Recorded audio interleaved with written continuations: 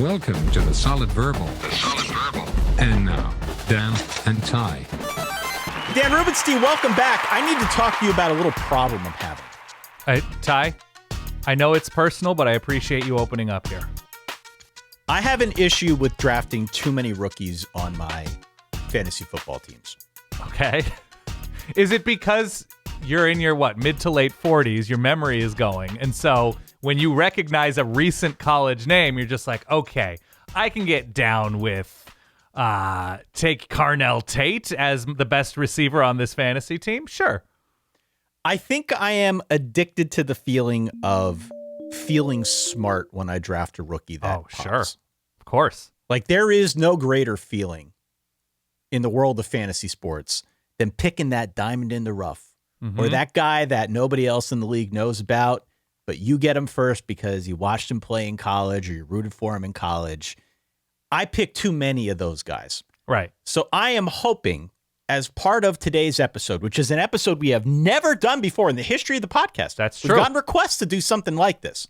We've never done this before. I am hoping we come out of our conversation today with Jason Moore of the Fantasy Footballers with something of an action plan for me.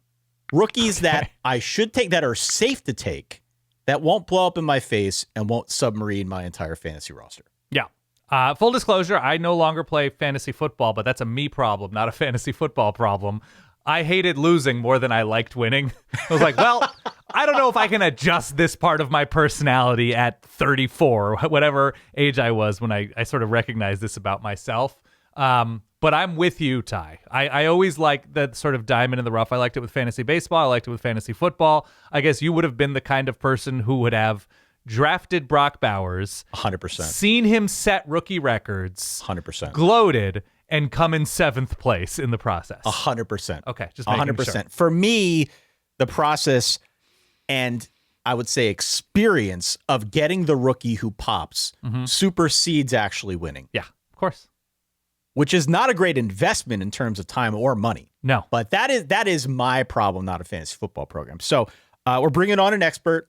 Jason Moore of the Fabulous Fantasy Footballers podcast is going to be stopping by here for a wide-ranging discussion about things he saw in the draft, rookies maybe that are safe for idiots like me to take when it does come time to do the fantasy draft this year. And tell us a little bit more about his show, which you should be listening to if you like fantasy football. Oh, yeah. Again, listen, we've been doing the show a long time, as you know. And on occasion, we'll have great ideas that are sent into us. The whole fantasy football angle is one that has been sent in many times over the years. And we just have never done a show like this, and we decided this just had to be the year. Yeah. So we're appreciative for Jason's time and excited to have that conversation here for the Footballerhood. I anticipate he's also going to have great audio production value because he co-hosts a major fantasy football podcast. Just a dream. So we always appreciate that. If you're going to sit and listen to a show for an hour, you might as well, even if you don't like the host, even if you don't like the content, at least it's compressed. There might be a little bit of noise gate in there. The loudness might be matched. Nice crisp. No, what is it called? Plosives are limited, right? Plosives, yep. No. All the good He's stuff. got a good mic. He's got our microphones. Yeah. He's got the shirt as well. So we're excited about this. If you are new here, if you're just tuning in, hit follow, hit subscribe so that you do not miss any of our episodes. We are going twice a week right now through the college football offseason. Once we get to like July, then we'll flip the switch, start doing previews. That's when it goes up to 3 a week. Yeah. But for the interim, we are still cruising here in the offseason, doing our part to make it fun and hopefully pass the time a little bit quicker. Yes, agree. That being said, Dan,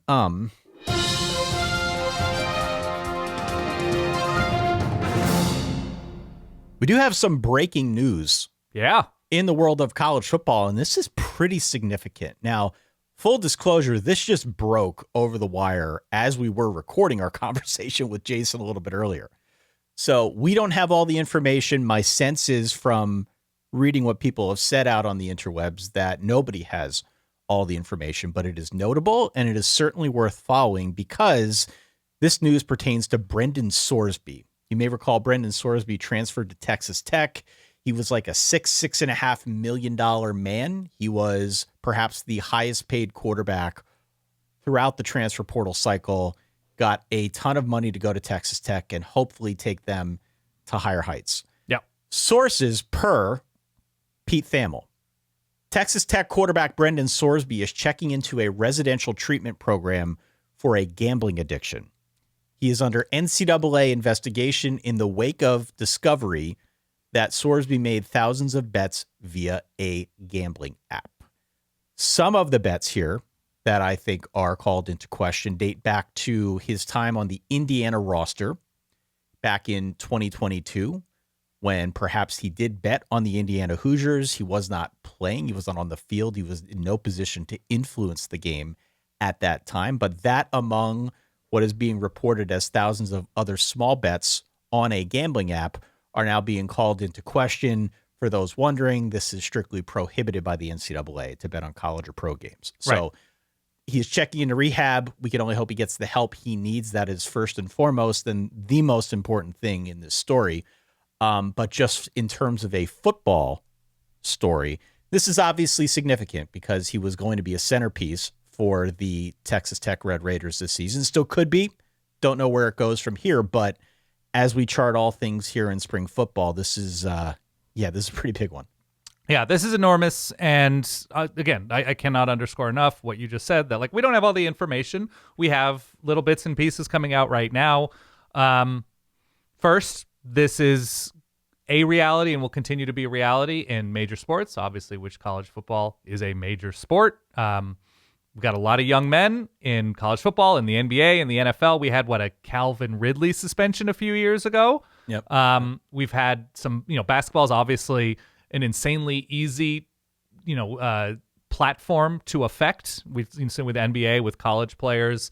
And the big thing, the big word we hear around gambling issues and accusations is integrity, right? That you are going to start thinking about the integrity, not necessarily of Texas Tech games or Cincinnati or Indiana games in Brendan Sorsby's case, but anybody with these accusations, right? That, were they affecting the game if they were playing, which Sorsby was not in the case of him wagering on Indiana, but moving forward, is Brendan Sorsby under investigation, somebody who will be playing for Texas Tech this coming season if more comes out about his gambling activity? It also obviously points to just how easy it is to wager on sports in a lot of different states and a lot of the problems that especially young men have with just how easy it is to get wrapped into this world and go from wagering responsibly to not so responsibly. And when you have that integrity thing, obviously there were accusations with college baseball with a coach. Right. Was it the Alabama coach, I believe? Yep. There was the story about Iowa and Iowa State players, and some of whom were cleared. It should be mentioned, a couple years ago. But it's something that is just going to continue to be a reality, especially when prop bets are able to be placed on various sports. I know the NCAA is sort of fighting back against that opportunity in wagering. But man, it should also be said that, hey man, when you have a problem and you seek treatment, you should be patted on the back. So good for Brendan Sorsby for either recognizing or having people in his life recognize that he has this issue and he is trying to, face it head on. But yeah, when you have a quarterback at a major, major place, a playoff place, and what we assume to be a playoff caliber place moving forward in Texas Tech, have this type of story about them, it calls into question, right, the integrity of either somebody like Sorsby or somebody wrapped up in issues like this. Sorsby's gambling, and this is a quote from the article out at ESPN.com from Pete Thamel. Sorsby's gambling has not drawn, I repeat, not drawn the attention of law enforcement, according to sources, nor has he been linked to anyone attempting to influence the outcome of a game, which I think is an important thing to highlight here. Sure. You hear stories like this, your mind goes 1,000 different directions, but we have this established now. Sorsby's gambling, sources said, was a steady flurry of small bets over a period of time. It goes on to say there is no timetable for his treatment. It is being treated as a mental health matter. Sorsby will be afforded all the time he needs. And then it does note here rightfully that his decision as a high-profile college athlete to enter a facility to treat his gambling addiction while enrolled is unprecedented, and I would agree with that. So, yeah. Again, hope he gets the help he needs. Clearly, this is a story that's going to develop over the course of the days and weeks that are ahead. All we can do right now is react to the initial headline, which is significant in its own right. So keep it right here. We'll do our part as best we can anyway to provide context for what happens next. But pay attention. This is a pretty big story. To clarify, he wagered on Indiana when he was there, but not playing in games. Correct. So he had inside information, which would very much violate, I'm sure, Indiana and the NCAA's policies on betting on sports. More to come. Yep. All right, Dan, our guest today is Jason Moore, part of the three-headed monster that is the Fantasy Footballers Fantasy Football Podcast, the largest, the best fantasy football podcast on the planet. Jason, welcome to the Solid Verbal. How are you? I'm doing well. I mean, as well as I can be doing after that despicable draft from a fantasy football perspective, but doing well. I'm happy to be with the Solid Verbal. It's our one chance a year to do a crossover event where college meets the NFL. This is perfect. It is. And you're a Cardinals fan, so not just maybe lacking on the fantasy side, but just in talking with you a little bit before we hit go here, I'm getting the strong sense that you're not a huge fan of what the Cards do. I haven't been a huge fan of what the Cardinals have done in most of my life, but no, I mean, it's just awful. It's funny, we haven't even recorded our main show yet since the draft. We're doing that this afternoon. So this is my first opportunity to really air it out, but it's nonsense. It's despicable, utter garbage nonsense that is indefensible. It is absolutely indefensible. And I like Jeremiah Love. Jeremiah Love is a great football player, and the defense to taking that pick is just take the best player. Take a player that's going to help your team. And I would agree on some of the principles. If you draft a bust edge rusher, that is not going to help your football team as much as a guaranteed great running back. So just get the guy who's good. I understand that, but there's so much more to building an NFL team than that. I mean, you can't justify a $50 million guarantee contract, by far the largest guaranteed money ever in the history of the NFL for a running back. You can't justify that from a roster construction standpoint. And people are like, well, you're going to have a rookie quarterback. You can afford it. Absolutely, they can afford it. That is not the point. The point is not whether you can afford giving them that money. The point is if you're willing to spend that level of money for the running back, go out and get any veteran you want. Why wouldn't you do that? Of course you would have done that. You would go trade for Breece Hall with a second-round pick who's just as good or maybe better. At least he's a veteran. You know, he's coming in. There are so many better ways to use your capital. Whereas, Will Anderson just signed a $50 million a year deal. A year. And that why? Because he's in a position that makes a difference on a team. So it's just malpractice. It's about the opportunity cost of being at the top 3 of a draft and using it on a borderline meaningless position. We haven't even gotten to the Carson Beck pick yet, Dan. We'll have to we'll save some flavor for that one a little bit later on here. So Jason, the reason we're doing this is because I have a problem. And I was hoping maybe you could help. That's all I do. I help problems. My emotional connection to college football is such that whenever I play fantasy, all I want to do is draft rookies. This is why I never win. Right. But that being said, this is a college audience that listens to this. We are doing, as you said, a little bit of a crossover episode here. And so I was hoping maybe you can help me with my problem, and we could talk through some of your favorite landing spots for some of these players that we've rooted for now over the last 4 years in college. Honestly, this is going to be a great year for you in fantasy football, specifically for if your problem is you're always drafting rookies too much because that's who you've been spending your professional career and passion watching. You won't have that problem this year. I don't think you're going to be so tempted to draft these rookies because it's not good. You're going to be able to get veterans much easier this year because you're going to see what happened and you're going to know the talent level and you're going to pass. You're going to be like, that's okay. Well, it's pretty easy to pass. I mean, we're doing a rookie draft. We're doing a rookie mock in our fantasy footballers, our draft kit. Right now it's going on.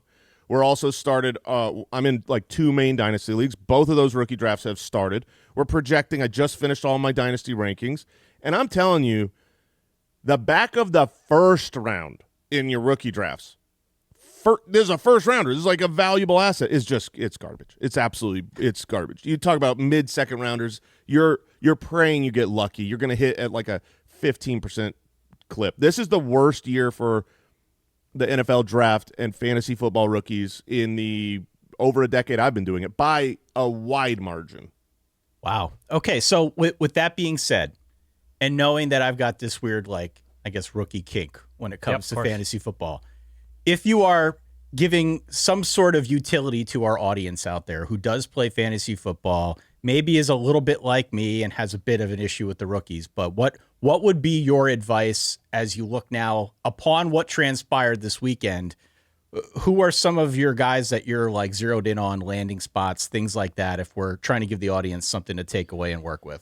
Yeah, I mean, generically speaking, so more of a 30,000-foot view, I would say this year is going to be a really important year to look at earlier drafted wide receivers rather than later drafted running backs. Because in fantasy football, everyone needs running backs. They want running backs. And rookie running backs have been a great bet for the last decade. There's pretty much every single year there's 2 that end up in the top 24 at least. Oftentimes, 2 end up in the top 12 in fantasy at the running back position. That's not happening this year. Obviously, Jeremiah Love, great. Maybe Price, he's got a real good opportunity and a surprisingly high draft capital. After that, though, the rest of those running backs are borderline worthless. And there were so many wide receivers. Like on day 2 in the NFL draft, rounds 2 and 3, 1 running back got taken. That's unheard of. And during that same time, 18,000 wide receivers got taken. And so when you're looking this year, if you just want the big view of the draft class, I would focus much more on the rookie wide receivers than on running backs as a whole. When you, if you're doing a dynasty league and you're drafting in those rounds I talked about, the back of the first, the second, there will 100% be tons of running backs taken in that spot because there always are because teams need running backs. But it's silly to me to take a 5th round NFL draft pick at running back over a guy who was like a 3rd rounder. The difference from an NFL team views day 1 and day 2 picks as key components of their offense or their defense. Like their team, they're making a plan, they are paying these players a lot, and they have an idea and a target. Then there's day 3, and especially in this draft, I'm telling you, these guys barely give a crap. Just look at Mike Vrabel. Mike Vrabel has had the huge tumult in his personal life and career with Diana Rossini. I don't know if that's been covered on your podcast, but alluded to. Yeah. So, we made a few jokes here and there. Yeah. Well, it got more and more serious, more journalists and more pictures, and everything got so serious that, he basically did the equivalent of the NFL athlete that needs to go to rehab. Right? It's like, for my family, I've got to take time off. He took off the 3rd day of the NFL draft.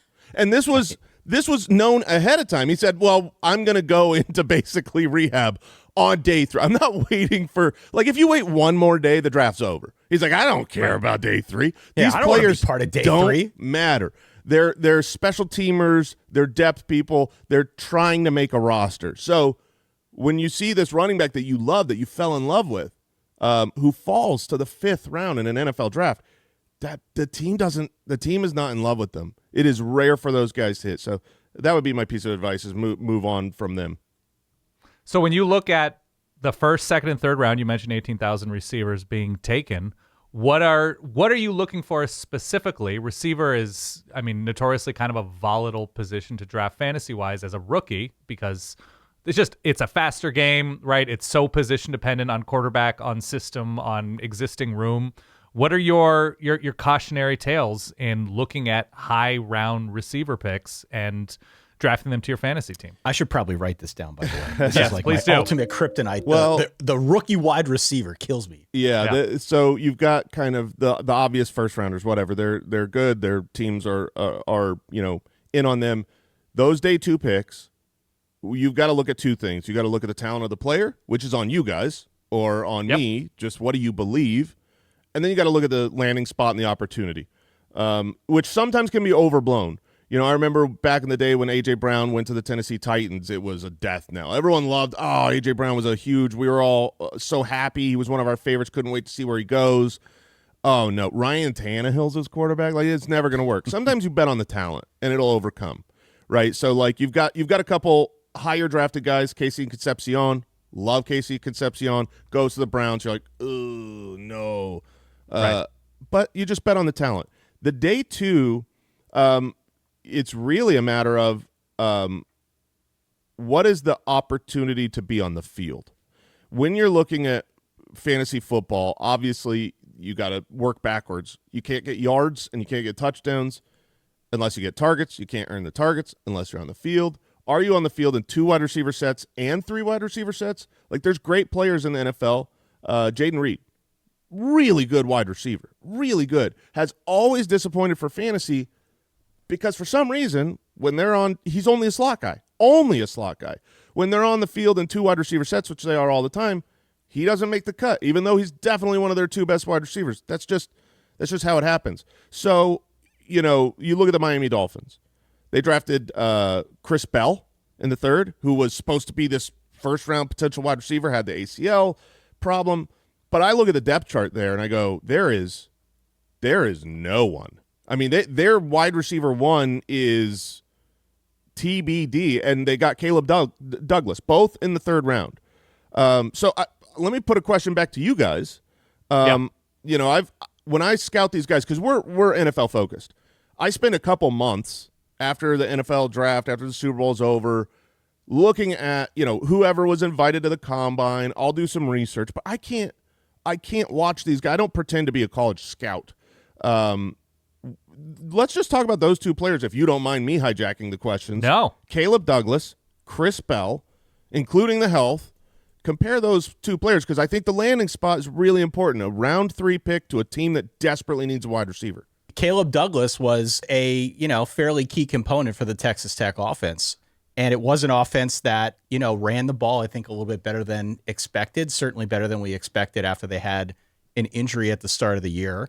And, they were somewhat dependent, as you know, Dan, as an Oregon fan, through the playoffs on however high Baron Morton could take them at quarterback. So Caleb Douglas was a guy who I think had a pretty good year, and I think is justified in going the 3rd round.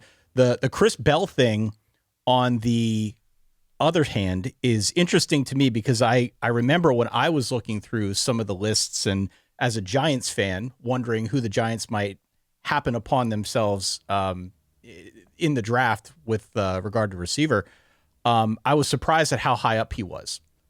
That one to me is surprising. I don't know. Maybe I was the only one, but Caleb Douglas to me seems like a much better fit. He's a bigger bodied guy.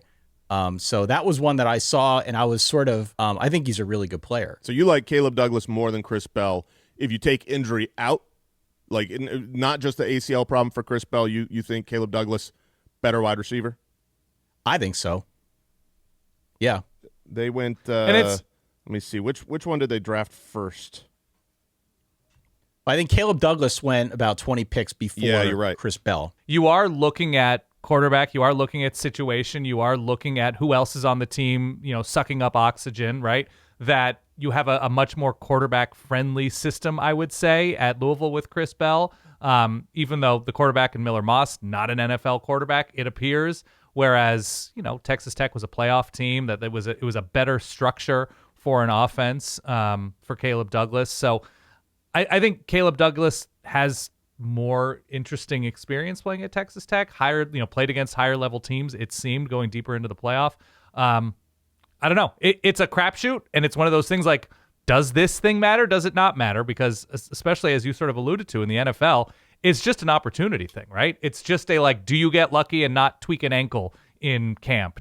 What is the OC love to do or not love to do? So it's who you like when you watch their film. You're like, all right, this makes more sense to me.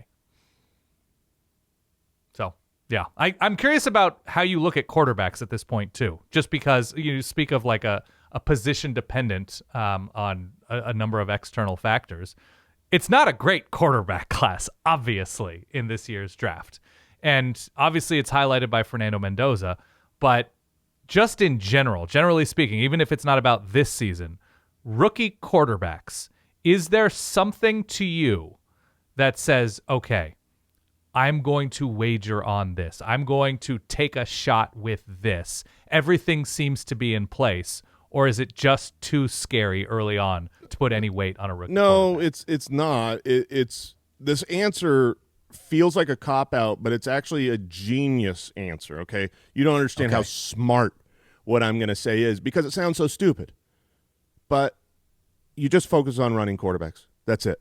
Full stop. That's it. Yeah. If you're looking at fantasy football and you want to say, okay, a rookie quarterback is going to come in and make an impact for fantasy, not for the NFL. C.J. Stroud came in and had one of the best rookie seasons we can remember ever in the NFL. His rookie season was outstanding. They're like, okay, we got our franchise guy. How silly that we took him number 2. He clearly should have been the number 1. For fantasy purposes, he wasn't that good. He did not do that much. He was like the quarterback 20-something, had a couple good games in his rookie season that you could stream him. He's pretty much worthless. You look at last year and you go, okay, Cam Ward, great. You want to know who you should have bet on? It was Jackson Dart because the dude's running. Right. And so when it comes to fantasy football, that's almost all you need to focus on as far as drafting rookie quarterbacks for fantasy. There is, as far as I can remember, one example in the history of fantasy football where there was a fantasy impactful, non-truly mobile rookie quarterback, Justin Herbert, in his rookie season was like, okay, wow, we need to be starting him. He's throwing a lot of yards and a lot of touchdowns and not throwing picks. That's it. Every other like big rookie breakout fantasy sensation, it's the legs. Legs score more in fantasy. You get, a point for every 10 rushing yards. You get a point for every 25 passing yards. Rookies don't throw that many touchdowns, but if they're mobile, they can rush for, 7 to 10 touchdowns as a rookie. So when I'm looking I've got this this prospecting model I've been working on this offseason called Felix, and I wish I had it last year. It projected Jackson Dart, even with the lower draft capital, to be much better in fantasy than Cam Ward. And when I dig into the quarterback position, it's really been disappointing and enlightening that it's like, oh, man, that really is the only thing that matters, isn't it? Like, because it shouldn't be. I've hated this right. I've hated that about fantasy since I started. The fact that, back in the day when you've got great Drew Brees, just what an amazing pocket passer. And then you have someone that's just like, he runs the ball a lot. And it's like, oh, you should start that guy instead for fantasy. It's like, he's not the better quarterback. I hate that. I wish that the scoring was different. I have argued for many years that, passing yards and rushing yards should all be scored the same for a quarterback. And I get flack for it. But if you did that, if passing yards and rushing yards were scored identical, like the quarterback gets the same amount of points for however many yards he gains on the field, whether he threw the ball or ran the ball, it's just the same. Because, in the NFL, it is actually the same. That's how many yards they got. All of a sudden, you'd be drafting the best quarterbacks in the league instead of the most dual threat quarterbacks in the league. Jalen Hurts has been a fantasy sensation the last, 5 years. I've won multiple championships with him. And right now, the team kind of wants to get rid of him. And people are like, he's not that good.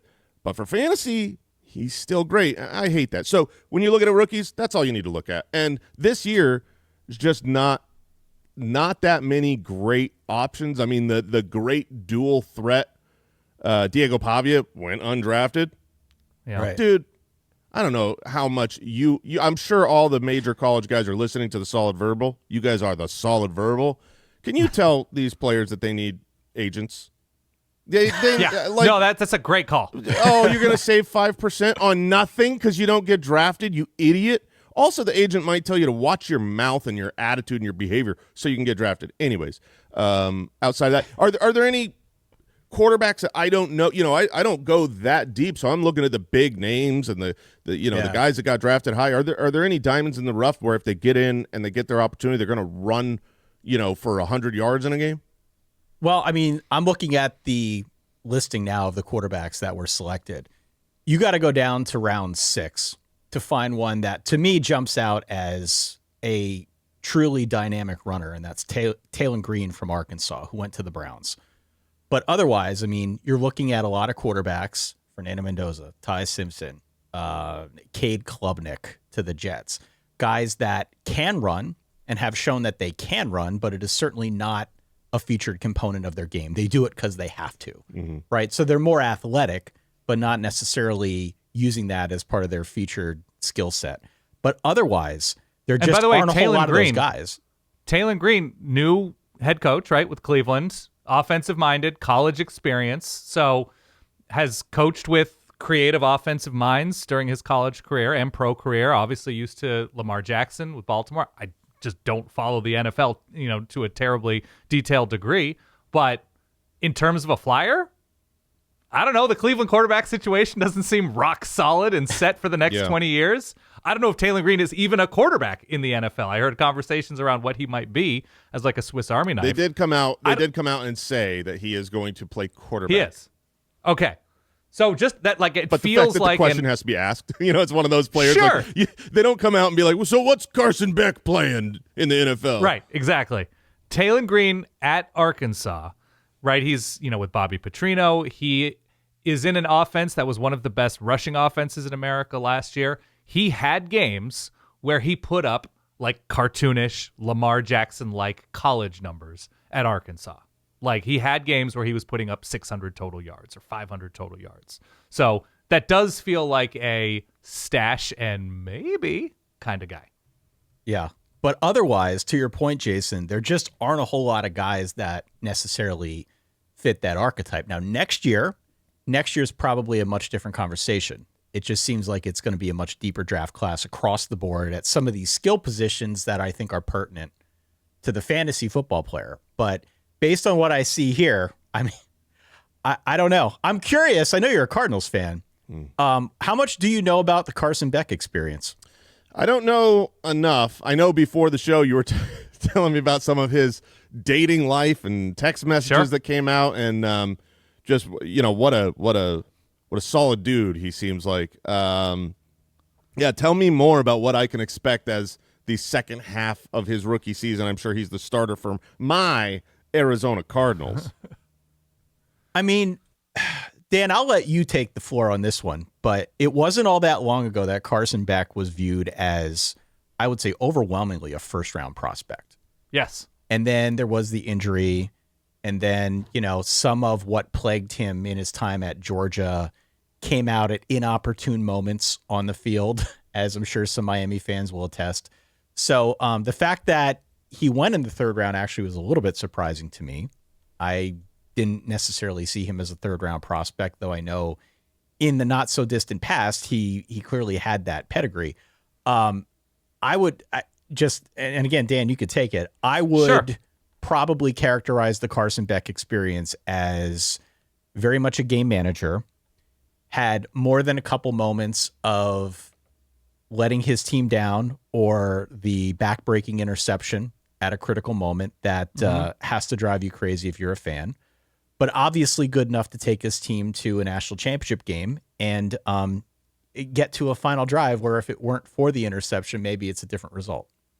Yeah, the big thing with Carson Beck was, he was a first-round type prospect at Georgia, had to have his elbow reconstructed after the 2024 season. He got hurt in the playoff.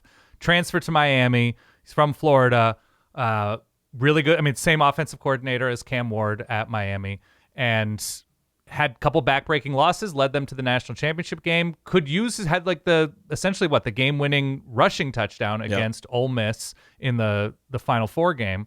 And I think there were questions about like his arm not being what it was. And he would throw downfield some, but it wasn't like they based their offense around the strength and precision of his arm. Wasn't a rookie of the year situation where he had surgery and then was definitely not. Darn. No, it looked like he lost zip. Yes. So I think a lot of people were surprised based on even the best of what he was last year, that he went as high as he did, just because it didn't seem like he had an NFL arm. I'm no doctor. I don't know, but the hopium, I think, would be look, that's first year removed from a reconstructive elbow surgery, and if he did lose arm strength, that is regained, right? Like he gets back to pre-injury form, and all of a sudden you're looking at a first-round talent. The nice thing, though, everything we do in fantasy, everything we do in football is a series of making bets, and I don't mean that financially or gambling or gaming. I just mean like you're trying to make a decision, and you're trying to be right a slight bit more than you're wrong. And you look for edges to make bets as to whether this is going to work out, whether that player's going to work out, whether this system's going to work out. And I could just tell you, there's a lot of, I've heard, I'm in Arizona. I hear all the hype and the hope for Carson Beck. There is definitely an easy path to a narrative where you can say this is a guy who was supposed to be a top 15 pick, a year removed, has surgery, gets the national championship game, and has an opportunity to be something special. But if you want to look for slight edges, bet against stupid franchises. And so Carson Beck is not going to work. He's not going to work because he went to the Arizona Cardinals, and they will screw it up. They will not put the right people around him. They will not build him up and train him in the right way. We are dumb. We are stupid. And we will make sure that whatever you shouldn't do to raise a young man into an NFL quarterback, that's what we're going to do. I promise you that's what we're going to do. Bet against Carson Beck. Now, if Carson Beck ended up having a situation where, like, I was not a big fan of Ty Simpson, personally. I didn't want the Cardinals to – the Cardinals were the team that was supposed to get Ty Simpson. I didn't want him because he only has 15 starts. It wasn't like I watched the tape and I was like, oh, this guy sucks. It was like, man, that's another one. You bet against guys who don't have a lot of experience.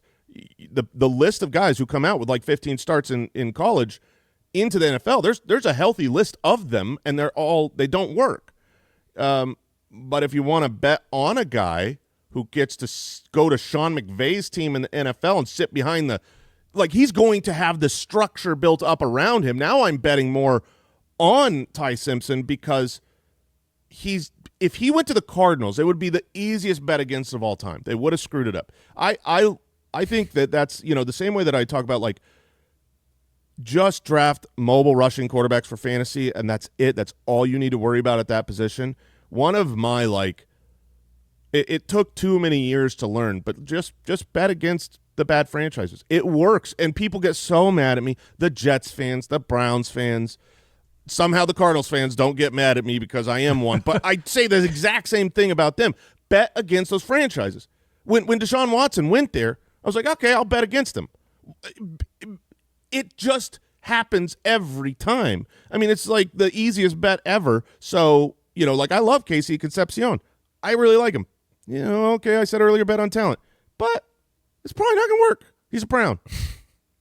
What are the other variables, if you're even to zoom in closer, because I think that's right? Bet on consistent winning and can bet against consistent losing and ineptitude. Is there something about when you're looking at rookies, or I guess even beyond rookies, players that you're sort of up in the air about? Is it like, I love this running back because of the offensive line it looks like he has. I love this quarterback because the coordinator it looks like he has. I love this receiver because he'll play, but he's not going to be counted on for all of the yardage and all of the targets. Like, when you look at variables, again, rookies or otherwise, on average teams, everything else being equal, what are those variables you're like, ooh, that does it for me? Yeah, I think there are two variables. You mentioned both of them, but they are specific. So there's the quarterback play and the offensive line. Those are the two biggest variables, and I think we conflate them. When you're looking at the offensive line, look at that for the quarterback. Usually people look at it for the running game. Oh, this offensive line is great, so they're going to have a great running game. Sometimes that works out. Old school Dallas Cowboys, the current era of the Lions, they got a bully ball offensive line. If you're talking about like the top three, okay, that works. But for the most part, when I'm looking at the quarterback, I want the offensive line. Because quarterbacks, you know who's good, you know who's bad. You know if C.J. Stroud is a good enough quarterback. You know if Justin Herbert is a good enough quarterback. And then you watch what happens when they don't have an offensive line and they don't get it done that year for fantasy. So like Justin Herbert he lost his left tackle, he lost his right tackle. The offensive line was decimated last year, had a down year. Well, he's getting both those guys back. Those guys are not good. They are great players. They got the best center in the league this offseason. So it's like, okay, I'm going to bet on Justin Herbert. But then when it comes to everyone else, your running back, it's the quarterback. It's like how many points are they going to score, and what style of play? So, for instance, Drew Brees was a running back's dream. This is a guy who's not going to move around in the pocket. He's not going to rush for 100 yards. He's going to dump the ball off. He's going to let the pass protection for Drew Brees was not having the running back stay in there and pick up the blocker. The Drew Brees pass protection was, hey, just go on the other side of that guy. I'll dump it off to you, and then they'll stop rushing at me. So, if you want to bet on a wide receiver or a running back, make sure they've got a good quarterback. If you want to bet on a quarterback, make sure they've got a good offensive line. I think that's pretty much those are the tiebreaker, the extra layers that you try to look for. So from a fantasy perspective, I know in terms of in general, NFL roster construction, you may not be in favor of what the Cardinals did, but from a fantasy perspective, a little bit of uncertainty about long-term quarterback solution, a little bit of uncertainty just in general about the team. I think that's been the case for the Cardinals for a long time.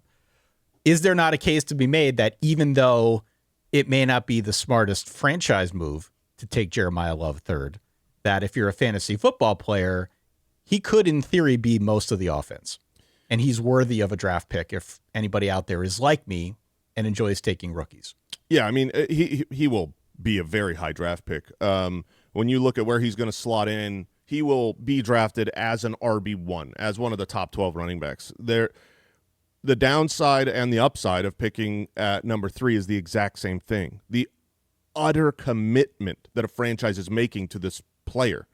Like that, they are saying they can't draft him at 3 and make him a 50-50 guy and put him behind James Conner and Tyler Algier. They will get smoked in the media. It will be nonsensical to do that. Now they suck. They don't have a great offensive line. They don't have what is projected to be a top half offense. You don't know what's going on with quarterback. But you look at Ashton Genty. It's the exact same thing last year. Phenomenal talent. Goes super high in the NFL draft. That means they're committed to him. He's going to get a ton of work, but he's on a bad offense. Bad quarterback, Geno Smith, and not a great offensive line. There's a lot of parallels there. And last year, my bust pick in our NFL draft show going up to August was Ashton Genty because he was being drafted in the first round. And it was that's not Ashton Genty's going to be good. He's phenomenal, and he's going to get the work. But you do have to have some of those other things in fantasy to work out. So I believe it's a matter of where he goes in drafts. There's a good chance he is overdrafted. Ashton Genty finished last year as the running back 12. So in fantasy, most leagues are a 12 team league, in which we would call that a running back 1. He was one of the top 12.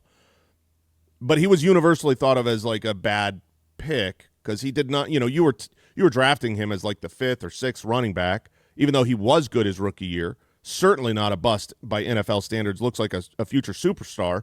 It just wasn't a good pick in fantasy because you thought more of what he could do. And I will say that rookie year Jeremiah Love, while he is going to get the workload, he's going to get the passing game, the running game, he's going to get short yardage, he's going to get a little bit of everything. They're not going – Tyler Algier, who they brought in this offseason, who spent the last few years vulturing touchdowns from Bijan Robinson, even veteran Bijan Robinson, he's going to do the same for Jeremiah Love. And the Cardinals aren't going to score that many touchdowns in general. So Jeremiah Love will probably be overdrafted. He'll be drafted as a top 12 running back. He might finish there, but there's a good chance that his method of getting there is kind of like Genty's was. A couple of big games that skew the numbers. Most days you were a little disappointed in the outcome. I know one of the things you guys do is you identify your guys, my guys. If you look at this draft class, mindful of the fact that you are already doing rookie drafts because you guys are experts and can't waste any time getting to it. Who are your guys from this rookie class? Who are the names that you have circled that you're most excited to have on your team? Yeah, I mean, obviously it's one of the big 3 anyways, but Jordan Tyson, early in the cycle of the NFL draft season, he was the forgotten guy. He was Daniel Jeremiah just kept lowering him his top 50 board over and over. Omar Cooper went above him. I think maybe Concepcion went above him. He was barely making the top 50 at one point. basically up until his little pro day, when all of a sudden all the news changed. It's like, he's so good. Maybe he's the first wide receiver. Throughout the entire process from beginning to end, I have stood true that Jordan Tyson is that dude. He is awesome. I think going to a team where, you've got Tyler Shuck, who he showed enough. Like, he could get it done. And, yes, you are not going to be the one, especially year one with Chris Olave there. But they don't have anyone else to throw the ball to. I think it's a good landing spot. It's high draft capital. They've got quarterback play. That one is really, really exciting to me. That's one of my guys where I've had him as my number one of the Carnell Tate, Jordan Tyson, Mekhi Lemon trifecta. He's been my number one. He is still my number one. At running back, how gross. I mean, this year just is gross. I've never seen a year like this.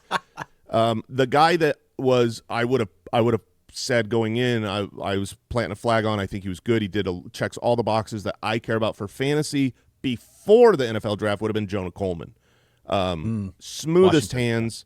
I think the best hands, even including Jeremiah Love, as far as just you rifle him the ball and it just sticks. It's thoughtless. I love watching how a running back catches the ball, not just their numbers, but like you can see guys who they can leak out and get a little dump off. Anybody, I can do that.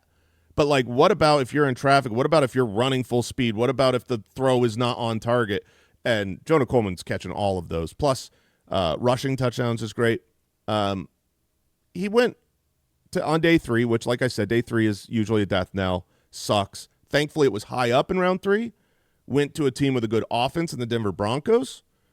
But, I'm not going to plant the flag on him. He might be someone I'd grab at the end of my drafts. But the projection as of right now is that he's going to be one of 3 running backs, all splitting carries, work, touchdowns, receiving.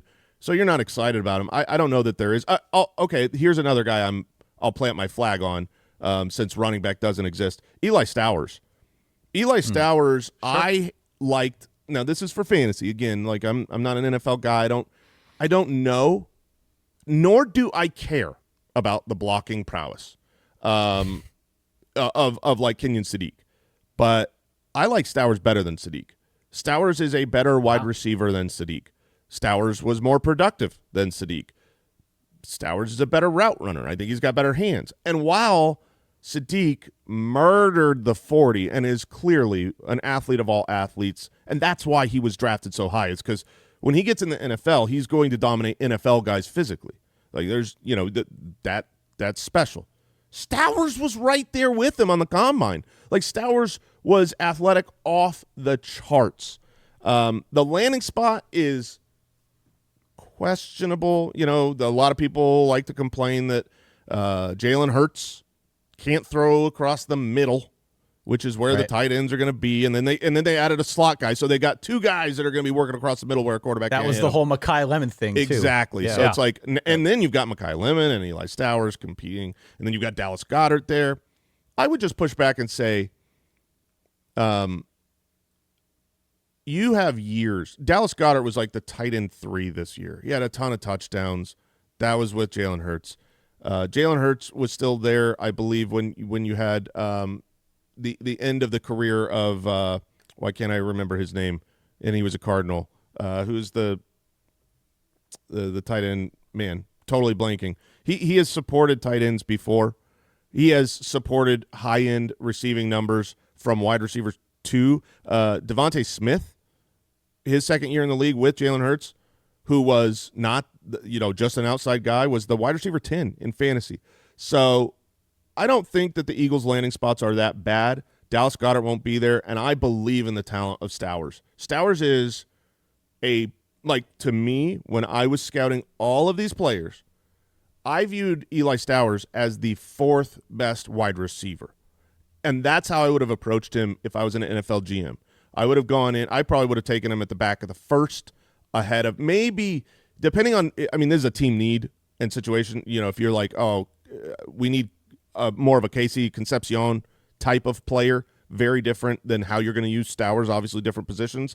But outside of that, I would have been saying our team needs pass catchers, go get Stowers. He's great. Yeah, and for as much love as Diego Pavia got, in helping bring about a new era of prosperity at Vandy. Stowers was every bit as much a part of that. He just didn't get the love, maybe because he wasn't as out there as Pavia, but it's for sure a case to be made. My guy, and this is probably a little bit of bias, Dan, as you might expect. Katron Allen? Not Katron Allen. Okay. Being a Notre Dame and Giants fan, my guy's Malachi Fields. I was going to ask you. This is great. Let's get into that. my guy's Malachi Fields. They needed an extra wide receiver. All right. I'm glad they didn't burn an early pick on a guy like a Jordan Tyson or a Carnell Tate, because Lord knows they have plenty of other holes to fill. But my case for Malachi Fields is Jackson Dart does like to play a little bit of YOLO ball. And by that, I mean he scrambles and he's going to chuck it up. Malachi Fields is a guy who is many things, definitely has a lot of work to do, but he is really good at going up and getting those 50-50 contested balls. And he's also really good at breaking off routes and like sitting in a pocket for a curl or a hitch. That is what he excels at. He's not going to be the guy who takes the lid off a defense. He's not even going to be the guy who gets the most separation with the defender. But in terms of those contested catches and somebody who can be a reliable target, or at least somebody you can throw in the vicinity of when Jackson Dart does Jackson Dart things, that's where I think Malachi Fields could do really well, especially a skill set like that could translate to the red zone. So from a fantasy perspective, I'll just tell you, I will lose again like I do every year, but I will have Malachi Fields on my roster. Okay. This is great. So first of all, I have to – Zach Ertz was the name I was searching for the tight end. Right. I can't believe I could not think of him. Malachi Fields, as soon as you said earlier that you were a Giants fan, I was like, okay, I really want to know what you think. And then turns out you're a Notre Dame fan. Okay, so you've got a lot of bias. So before I give my take, Dan, what's your take on Malachi Fields? He was not in the most for Notre Dame. He was not in the most passing downfield happy system at all times, because he had a first-year starting quarterback last year who, I mean, look, CJ Carr could be a high first-round pick next year. I thought Malachi Fields was underrated when you go back and look at his tape, but he just was not in the most friendly downfield and creative passing attack offense. And kind of rightfully so, because this is a Notre Dame team starting Jeremiah Love and Jadarian Price in that backfield. And so you sort of, with a good offensive line, they leaned on that. They had a productive tight end. And so they weren't taking a lot of chances all of the time. And they weren't also playing a terribly difficult schedule that required Notre Dame to, have those dudes that are challenging guys downfield in January, especially because Notre Dame didn't play in January. How dare you? How dare you? So I think there's value there, just because you don't know what he is against the highest level of competition. And so, he wasn't drafted super highly, but I think the upside is real.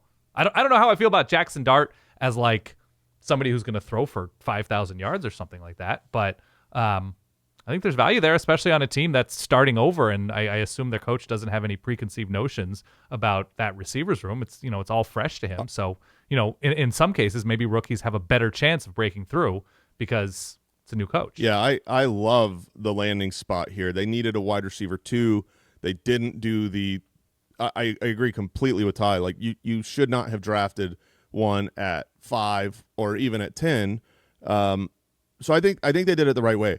Malachi Fields specifically, I don't think is going to work. I don't think he's going to translate into the NFL. My notes on him, and this is a little bit judgy from, like, there is an archetype that often is drafted in the NFL and busts and does not work, and it is Malachi Fields' archetype.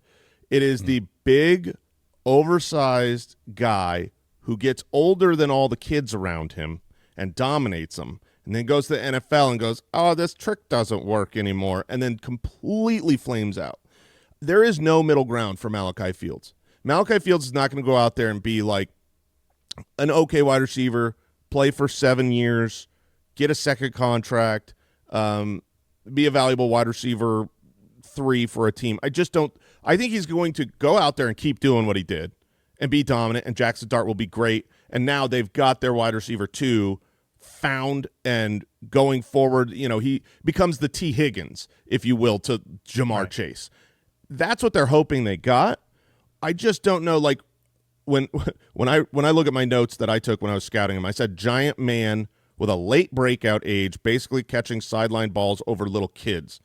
A lot of George Pickens comps, and I can see that with some of his incredible catches, but call me a bit skeptical that his tricks will work in the NFL. That was my viewpoint. Is he that big? Yeah, he's 6'4". He is. Okay. He's a big-bodied receiver. I mean, he fashions his game. I've heard his comments before. He fashions his game after like Mike Evans, after guys who are very notable big-bodied wide receivers. But look, if you've watched enough Malachi Fields or Notre Dame or, have cared at all about the draft process, he doesn't get a ton of separation. That is not his game. He is very much a jump ball, contested catch kind of guy. Frankly, he would have fit in great at Clemson, Dan, where they need more guys like that or have in recent memory. He's the type of guy, to your point, Jason, who's going to get 10 catches or 10 touchdowns this year. It's going to be one or the other. Right. From a fantasy standpoint, there's probably a lot of boom or bust. On the Giants side of things, just as a team, there's probably a little bit more wiggle room because, as Dan said, the receiver room is very much still in flux outside of Malik Neighbors, who's still coming back from an injury, and who knows what that's going to look like when he does get back out on the field. So he'll probably have a longer leash just in terms of his viability as an NFL player. But in terms of fantasy, I could definitely see being very volatile. I'm just saying, I'm going to be honest with you guys. He will be on my roster this year because I've got that bias. I don't think that's a bad bet to make because even though I think it's a sub 50% bet, sometimes, I mean, it's what's the payoff? The payoff, if he works, is huge. Like you said, he could be the type of rookie that goes out there and gets 9 or 10 touchdowns because of his archetype. I don't mind taking a bet, especially you've got a quarterback in place. You have a need at wide receiver 2, and he is the archetype that could score touchdowns. I'll take that bet I will take that bet knowing it's probably a bad bet, just simply because, like, I know the Powerball, I'm not going to win, but I still might buy it. Because it's like, hey, but what if, I'm just curious when they were on the clock. So Chris Brazzell he went to Carolina. Yep. Similar, not play style really, but another 6'4", big-bodied, much more productive, but also in the Tennessee offense, which I've learned over the years. I remember when I started doing this, it was like the production was so great. And people were always like, yeah, but it's the Tennessee offense. They kind of manufacture that. And to me, I could not I'm like, what do you mean? Every team is trying to manufacture more yards. Like, just, what do you mean? Like, how is this a system? Why isn't every system doing that if it manufactures yards and touchdowns? It made no sense. But over and over and over and over, you go, oh, okay. So there is something to this where it's Should I interrupt you to mention that I also was very high on Jalen Hyatt? Exactly. I was high on, like, he was my final, like, straw that broke the camel's back, where I'm going, okay, I'm gonna continue to be skeptical, as everyone says I should be, on these Tennessee guys. But Chris Brazzell, like, if I were to have been the Giants, I believe Brazzell went a couple picks later. Yeah, he went the 19th pick in the 3rd round. Malachi went the 10th pick. So they chose Malachi over Chris Brazzell. I would have gone the other way, but I don't know what you guys see. Were you a fan of Chris Brazzell? I mean, I like Chris Brazzell a lot, and I remember when he got to Tennessee, everybody was crazy about the potential of Chris Brazzell. I believe some injury issues in his time in Knoxville, but, by and large, definitely a different kind of receiver, but he was another one of those names that I looked at as somebody who I thought was viable, again, as a fan of a team that needed a wide receiver. So it was clear they went for the sort of big-bodied 50-50 guy over Brazzell, who I think is a little bit more well-rounded as a receiver. But I don't hate that pick at all, because there's clearly a lot of talent that could be tapped into by a bright offensive mind. The thing is, too, which is interesting when you compare guys like this, right? Chris Brazzell and Malachi Fields, both transfers. You can look at their time. If you're looking at pure upside and upside for fantasy, or just as an NFL fan, Brazzell had big games in college. He did. Malachi Fields was never, like, he may have had awesome catches and run awesome routes, and if you look at the tape, you're like, oh, he's a technician when he runs this kind of route. There was no, like, stretch of games where Malachi Fields was unguardable against pretty good teams, right? Like, he didn't have, like, a 6-catch, 177-yard game, whereas Brazzell kind of did a few times. And I just don't know, again, this is not my area of expertise, like, When was the last time that an NFL receiver earlier on in their career made a huge impact and was only like pretty good in terms of production in college? It's rare, man. I mean, the thing is there are a few examples of guys who didn't do a ton in college. It's been a minute, and I'm not a huge college. I want to say Terry McLaurin didn't have a great production profile. I could be wrong on that. Right. Something in the back of my mind thinks that. But my point is there's just not many examples. Having a ton of production in college absolutely does not mean you're going to be good in the NFL. However, not having a ton of production in college almost assuredly means you're not going to be good in the NFL. People that can't produce in college, can't earn targets, they don't usually step up and get better in the NFL. And this year, going into this draft class, when I peeled the sheet off the old rusty, dirty, dusty couch to start sitting down and doing my 2026 NFL draft prep, everybody said this is a terrible year for running backs and a wonderful year for wide receivers. The depth of this draft is wide receivers. They were 100% right on the running backs. Goodness. The wide receivers, there is depth, but I was shocked at the production profile across the board. Like in years past, getting to a 1,000-yard season, just like if you're a wide receiver, you're gonna matter for fantasy. 1,000-yard in your best season is kind of something I just require to see. And I couldn't believe how many people didn't hit that mark this year. Even some of the big names. I don't even remember. I mean, obviously he played for Ohio State, but did Tate even get to 1,000 yards in his peak season? I'd have to look that up. Yeah, they've had so many good receivers. Yeah, that so many of these yards were spread out so evenly. He had 875 this past year, 733 in 2024, and then I mean that one is obviously when you're playing with maybe the best wide receiver in the country, and right. You're busy. You can understand that, but my point is, I kept waiting for these production monsters, and they really didn't come. I mean, and the interesting thing about Malachi Fields, Dan, you can make a case that just from a production standpoint, not that we're playing college fantasy, but his numbers took a pretty big step back going into the Notre Dame offense from Virginia. The previous year, when he transferred, or I guess before he transferred to Notre Dame from Virginia, he had something like 800 yards.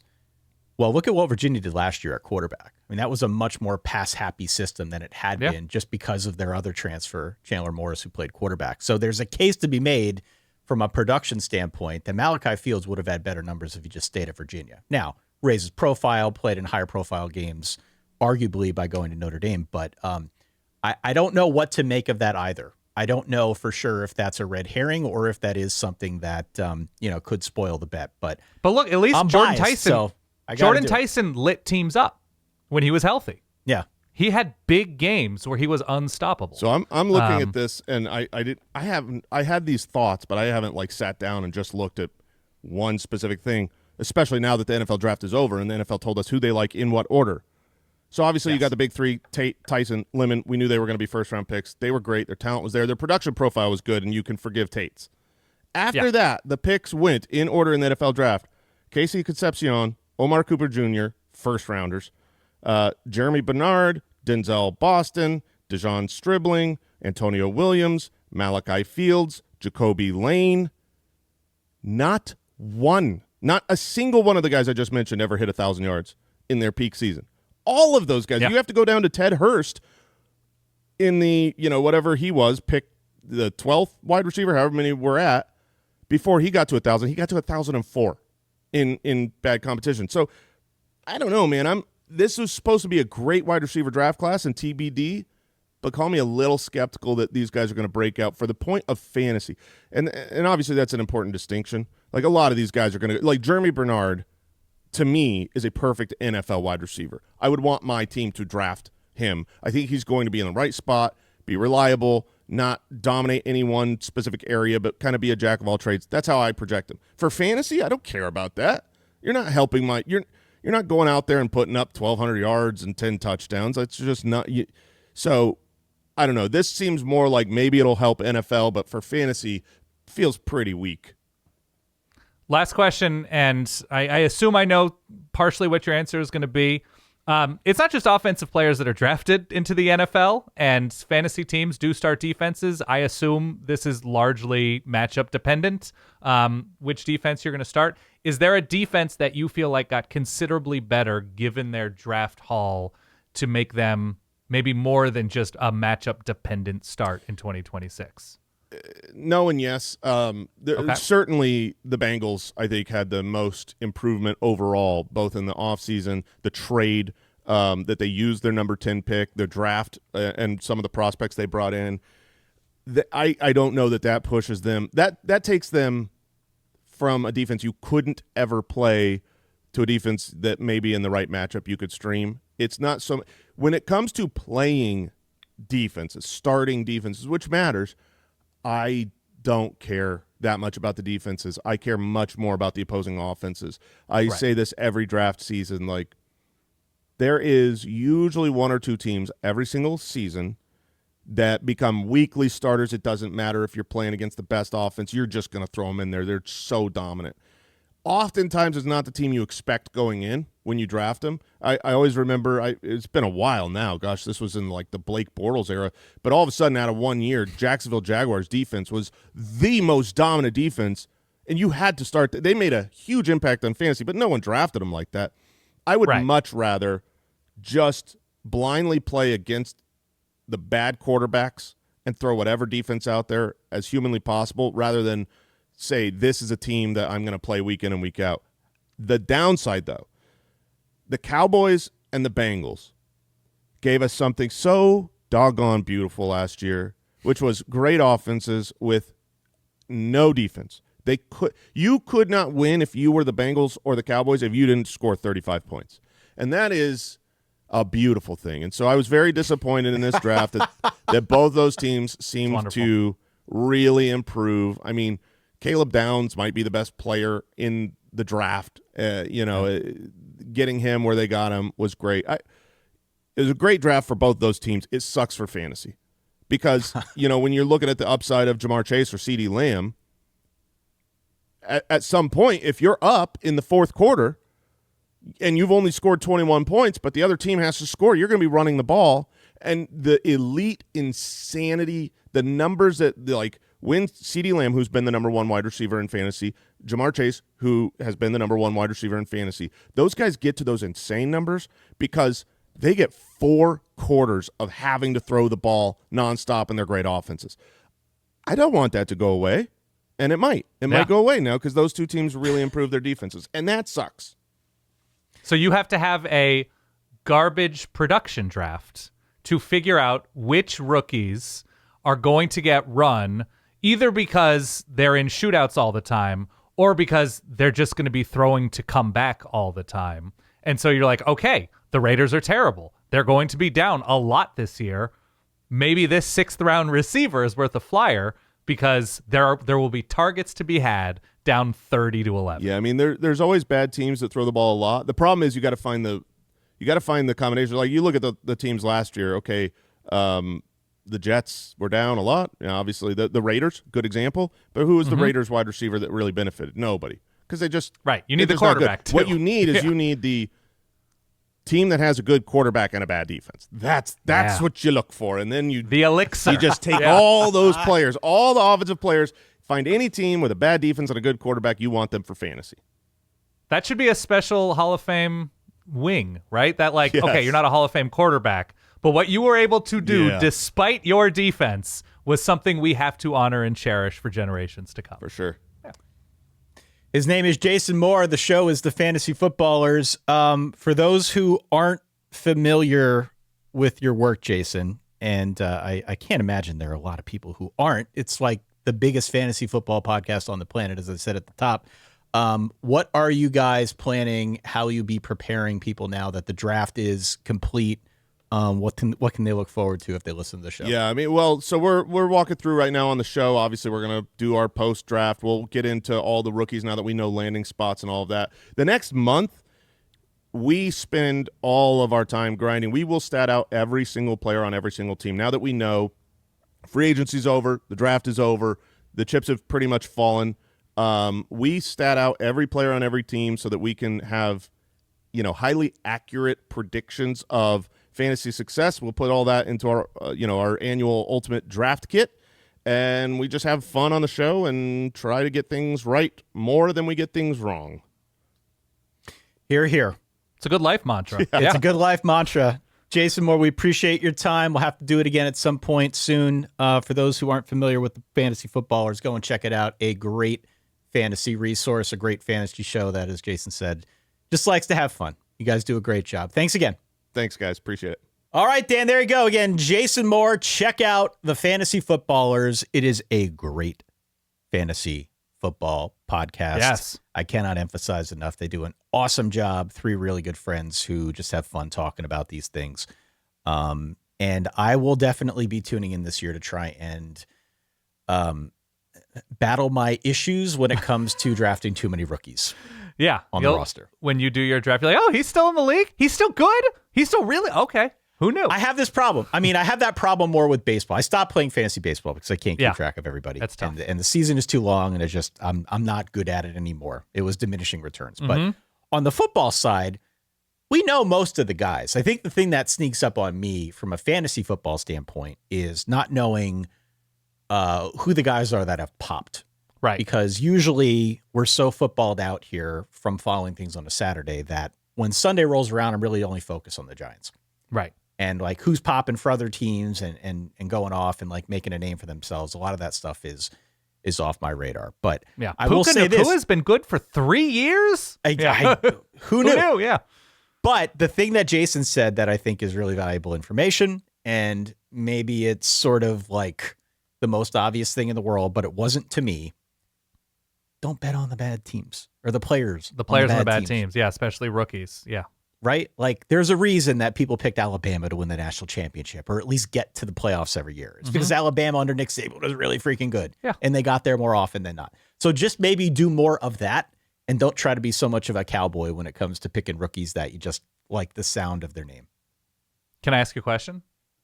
Please. What were your draft thoughts? 26 NFL draft is now in the books. Thursday, Friday, Saturday. We're recording this on Monday, April 27th. So we've seen everything sorted out. There were some notable undrafted players. Diego Pavio, obviously, given the heights he helped to raise Vanderbilt to and the attention that he got as a personality, to say the least, doesn't get drafted. Obviously, the physical build isn't what you want necessarily out of a prototypical quarterback. But just in terms of who went where and where players from Penn State, Notre Dame, or whoever else you liked in college football and where they ended up, what'd you think? I can't believe Ty Simpson went number 13.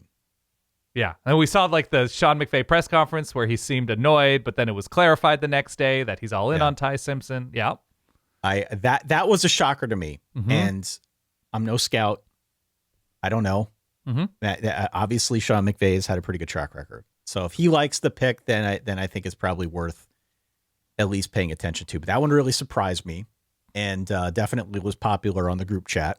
Like, what are they doing here? Okay, they're like maybe a couple players away. Their window is open with an aging MVP caliber quarterback, and they're going to go back up. Okay, whatever. So that was notable to me. Of course, much of my attention was focused on what the Giants were doing. And I thought they ended up with a really good draft. And despite the fact that it's a bit questionable maybe to take a running back as highly as the Cardinals did, I do think Jeremiah Love's in a position where he's going to get a ton of work. Sure. And I'm excited to see what that translates to on the NFL level. I mean, the comp that people were throwing out was Reggie Bush. I saw that mentioned more than once. And when you mention Reggie Bush as somebody who grew up in the Reggie Bush era and is very familiar with his body of work, my ears perk up a little bit. Okay. If we get to see that again, that'd be pretty cool. So did see it in college to an extent, but to see what he can do in the NFL is going to be pretty exciting to me. The only other, I have many other thoughts, but just in terms of how the draft was covered, I did cheat, if ever momentarily, on our friend Nate Tice from Yahoo. Oh, no. Ty, what'd you do? Tried. No, listen. No, I tried. I tried to flip on one of the major networks. And I'm not going to say who. But I made it about 45 seconds with one of the hosts of a major draft broadcast. Yeah. And I was like, I got to go back to Nate. I can't do this. I can't do this to myself. I made it 45 seconds and I flipped off. And then I was all in on Nate's show. Okay. I flipped. Yeah. I got home a little bit later. I was following it. I was out during the first few picks, but I was going between the Yahoo one and then the Athletic one because they did a good job too. I saw Bruce was doing that show, so I watched some of that with Robert Mays. But yeah, I watched a bunch of the Nate Tyson Yahoo one as well, and they did a great job. So no, my first round thoughts are always kind of the same thing. And as somebody who doesn't really follow the NFL that closely, it was like, is the team bad? Go offensive line or defense. If you don't have a quarterback, go offensive line or defense.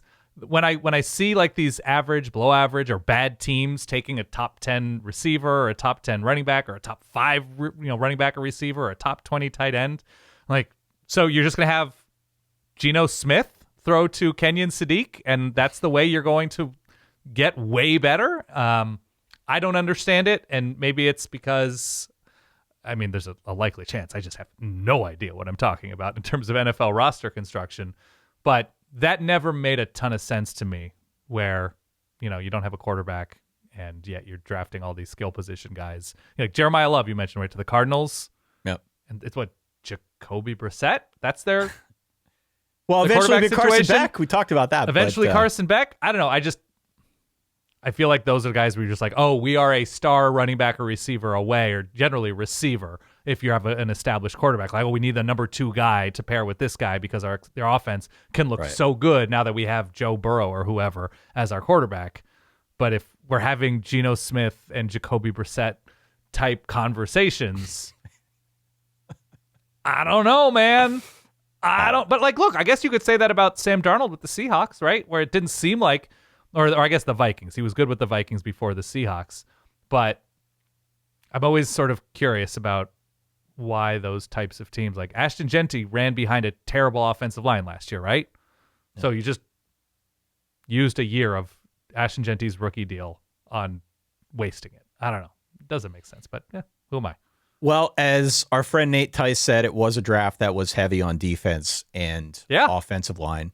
And so there were, no shortage of those types of guys that went pretty high in the draft. And, we'll see if that does build something of a foundation for teams that needed it, my own team included. But certainly when it comes time to make your fantasy selections this year, hopefully that gave you a little bit of insight into how to approach it. I was taking notes over here. Wait, so I lost my notebook already, but yeah, I was taking notes. I got a lot out of that. So Ty Simpson, who I really enjoyed watching last year, especially when he was healthy and seemed to have some injury issues later on in the season, especially got hurt in that Indiana game, has started 13 games, something like that? 15 games. 15 games. He's going to a team that has a championship window that's currently open. Copyright Lincoln Riley. Championship window is now open. Right. I'm going to get so many sounds for that this season. Championship window open. Right. Now it's open. And they could have had anybody but the top 12 players selected, any college football player eligible for the draft. And they said to themselves, got to grab a backup here. Got to grab a backup. Need the backup. Got to grab that backup. I don't know. I always think those kinds of decisions are puzzling. I don't know. Yeah. Well, then it came out that the Rams GM is close with Jason Simpson, Ty's dad, and that the GM personally helped advise that draft decision to come out instead of going back to school. Interesting. So I don't know if there was any kind of home cooking there or what went on, but Ty Simpson was the pick at 13 and definitely ruffled some feathers. I did enjoy, and look, it was clarified after the fact. I don't consume NFL media really, but the Sean McVay was like, I'm going to keep that personal about the conversation he had with Matt Stafford after he told him that they were thinking about taking a quarterback there. He just seemed irked, and then it was all clarified the next day that he was all in. But then you see the clips of Sean McVay in previous years talking about draft picks. You're like, oh man, this guy is gonna do this X, Y, and Z for us. So like, oh, we can't wait to see what we have. And he was like, well, yep, he is. He's going to compete for the number 2 job with Stetson Bennett, and we'll go from there. All right, why don't we leave it there? Longer than usual show, but we appreciate your time, and hopefully you got something out of it. Big thanks to our guest of honor today, Jason Moore from the Fantasy Footballers. We'll bring him back at some point in the future. I enjoyed that. Good to chat with him. And pristine audio and video quality, as you know, is of utmost concern here on the show. So Jason definitely checks all those boxes. Again, check him out. The name of his show is The Fantasy Footballers. We'll do our part to keep you up to speed with everything going on in and around the world of college football. Had some news at the top of this episode. We'll be back on Thursday. Until then, for that guy over there, Dan, for myself over here, Ty, you know the drill. Stay solid. Peace.